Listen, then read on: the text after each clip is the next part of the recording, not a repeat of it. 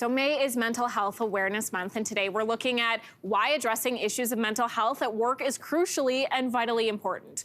According to the Mental Health Commission of Canada, 70% of Canadian employees are concerned about the psychological health and safety of their workplace, and 14% of workers don't think their workplace is healthy or safe at all. So how can we change this? Well, registered psychologist Natasha Williams is here with some solutions. Great to have you back on the show. Oh, thanks for having me again. Okay, so first of all, why should employers be concerned with mental health? Well, the concern is that mental health is part of our whole health. And a lot of times what we do is that we focus so much on our physical health that we tend to negate mental health. So if we're able to say that mental health is whole health, then we're actually looking at the health of the entire employee. And what makes it even worse is that our mental health, especially anxiety, depression, can lead to reduced productivity and absenteeism. So it's actually really important that we actually take a look at the mental health and well-being of our employees. Yeah, for an employer, like, not only are you a good person if you care about your employees that way, but from a business sense, it makes sense. Absolutely, Yeah. Absolutely. Okay, so let's talk solutions. First and most importantly, how can reducing stigma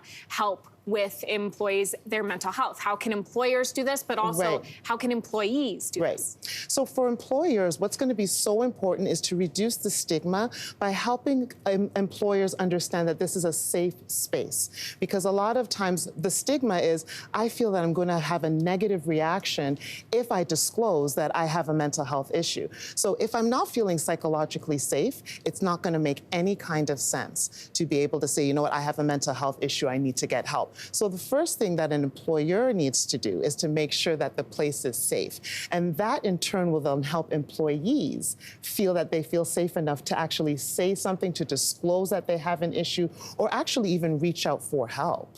Okay, so education is often the key to acceptance, but what does this look like in the workplace? Right, so a lot of times we're misinformed about what mental health is, what mental illness is, what are some of the signs and symptoms, and actually where to go get help.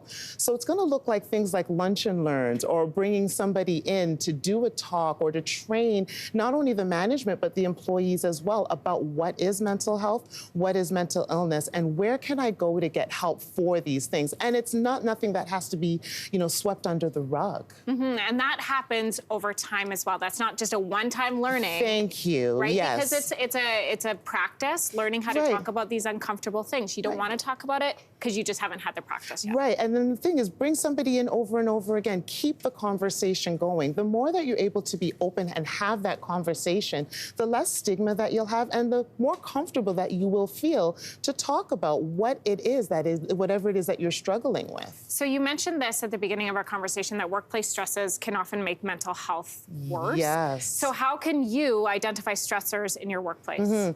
I know for a lot of people, again, don't feel comfortable enough to even disclose what some of those stressors are. But some of it can be being overwhelmed with workload. It can be feeling that, you're not as autonomous in your position as you would like to be. So these are some of the things that you would be able to, hopefully, with a safe work environment, feel safe enough to say, listen, I'm feeling overwhelmed. I have a lot of job duties. What are some of the things that I can do to either offset this or to actually have somebody assist me in those roles? These are some of the things that are going to be able to really focus on how do we then, defragment some of these things. Is that how an employee would then address the stressors with their boss? Yes, and I think that's the important thing, because a lot of times what happens is that I don't feel, again, safe enough to actually disclose I'm overworked, I'm feeling overwhelmed. And then here's the other thing. The other thing is that employers can actually look at things like, how do we look at taking mental health days? How do we,